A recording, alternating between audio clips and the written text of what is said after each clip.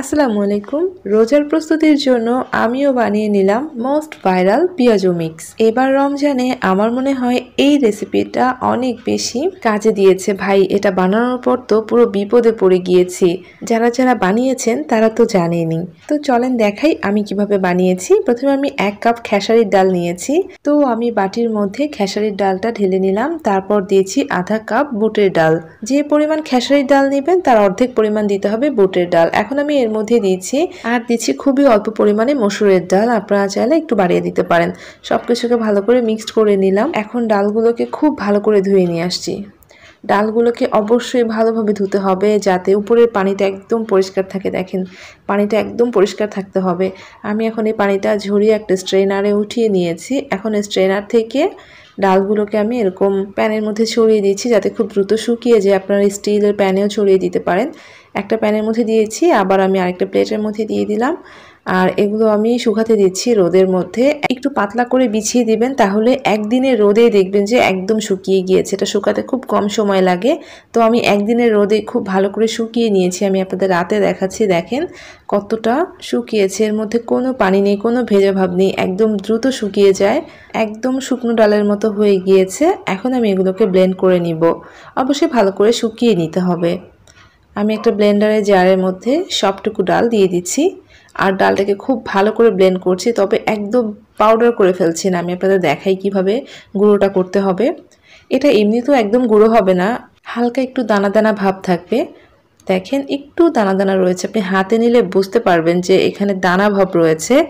একদম পাউডার করে ফেলা যাবে না। সো সেইভাবে ব্লেন্ড করে নেবেন, কারণ একদম যদি পাউডার করে ফেলেন তাহলে পেঁয়াজুটা খেতে ভালো লাগবে না। তাই একটু দানা দানা রেখে ব্লেন্ড করে নেবেন। আমি একটা জারের মধ্যে রেখে দিচ্ছি। আপনারা যে কোনো এয়ারটাইট কন্টেনারে রেখে দিতে পারবেন আর রেখে পুরো 1 মাস খেতে পারবেন। তো আমি এভাবে ভরিয়ে নিয়েছি, আমি আরও বেশি করে বানিয়ে রাখছি। তো আজকে আপনাদেরকে একটা মেজারমেন্টে দেখিয়েছি। এখন চলেন পেঁয়াজু বানাই। এর থেকে আমি কিছুটা ডাল ঢেলে নিচ্ছি। আর দেখেন এগুলো কিন্তু একদম পাউডার হয়নি, অনেকগুলো ডালের দানা দেখা যাচ্ছে। সো এভাবে আপনারা গুঁড়ো করে নেবেন। এখন এর মধ্যে আমি পানি দিচ্ছি। অল্প অল্প করে পানি দিয়ে চামচ দিয়ে মিক্সড করব। আর মিক্সড করে দেখব এখানে কতটুকু পানির প্রয়োজন হয়। একটু বেশি করে পানি দিয়ে রাখতে হবে ভিজিয়ে। তাই ভালো করে নেড়েচেড়ে পানিটা মিশিয়ে নিচ্ছি। আর ঠিক এরকম হতে হবে, মানে একটু ভেজা ভেজা রেখে দিবেন, উপরে একটু পানি ভাসছে এরকম রেখে দিবেন। তাহলে এটা যখন আমি 20 মিনিটের জন্য ঢেকে রেখে দিব তখনই দেখবেন যে এটা একদম শুকিয়ে গেছে। 20 মিনিট পরে ঢাকনাটা খুলেছি আর দেখেন পানিটা পুরোপুরি টেনে নিয়েছে। আর এটা একদম বাটা ডালের মতো হয়ে গিয়েছে, মানে ভিজিয়ে রাখার ডাল আমরা বেটে নিলে যেমনটা হয় ঠিক তেমনটা হয়ে গিয়েছে। তো আপনারা অবশ্যই পানিটা দেওয়ার সময় একটু বুঝিয়ে দিবেন। এখন এর মধ্যে আমি পেঁয়াজ কুচি দিচ্ছি, একটু বেশি পরিমাণে পেঁয়াজ কুচি দিলাম, কাঁচামরিচ কুচিটাও বেশি করে দিলাম, তারপর দিচ্ছি ধনেপাতা কুচি। এরপর এখানে আমি আধা চা চামচ আদা বাটা, আধা চা চামচ রসুন বাটা দিলাম। তারপর এর মধ্যে লবণ দিচ্ছি, স্বাদ মতো দিয়ে নেবেন।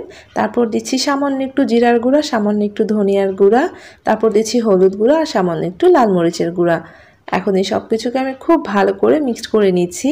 এই ডালের পেঁয়াজুতে কাঁচামরিচ, পেঁয়াজ আর ধনেপাতা যদি বেশি করে দেন তাহলে পেঁয়াজুটা খেতে অনেক বেশি মজা হয়ে থাকে। আমি খুব ভালো করে সব কিছুকে মিক্সড করে নিয়েছি। আর দেখেন এটা একদম বাটা ডালের মতোই হয়ে গিয়েছে, তবে বাটা ডালের থেকেও এই পেঁয়াজুটা অনেক বেশি ক্রিস্পি হয়ে থাকে। দেখেন হাতের মধ্যে একটা শেপ দিয়ে নিয়েছি, তেল গরমে বসিয়েছিলাম, তার মধ্যে আমি এক এক করে পেঁয়াজগুলোকে দিয়ে দিচ্ছি। পেঁয়াজগুলোকে একটু পাতলা করে ছেড়ে দিচ্ছি যাতে এগুলো দ্রুত ভাজা হতে পারে।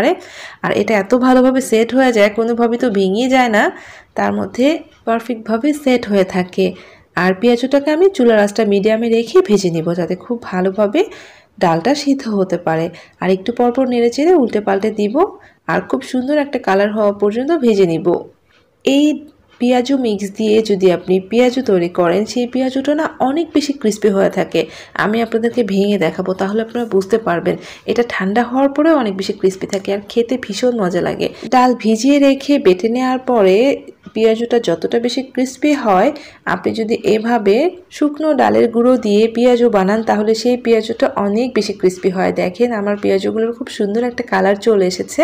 এখন আমি পেঁয়াজুগুলোকে তেল থেকে তুলে নিচ্ছি। আর এই পেঁয়াজুটা ভাজতেও অনেক কম সময় লাগে কাঁচা ডালের পেঁয়াজুর থেকে। দেখেন কত সুন্দর একটা কালার চলে এসেছে। আমি এখন পেঁয়াজুগুলোকে নামিয়ে নিয়েছি আর বাকি যে পেঁয়াজুগুলো ছিল সেগুলো ভেজে নিচ্ছি। তো আমি সবগুলো পেঁয়াজু নামিয়ে নিয়েছি। এরপর আমি এই পেঁয়াজুর উপরে আমার বানানো চাট মশলা ছড়িয়ে দিচ্ছি। এই চাট মশলার যা ফ্লেভার এই গরম গরম পেঁয়াজের উপরে যদি ছড়িয়ে দেন তাহলে তো ঘ্রাণেই আশপাশের মানুষের জিভে পানি চলে আসবে।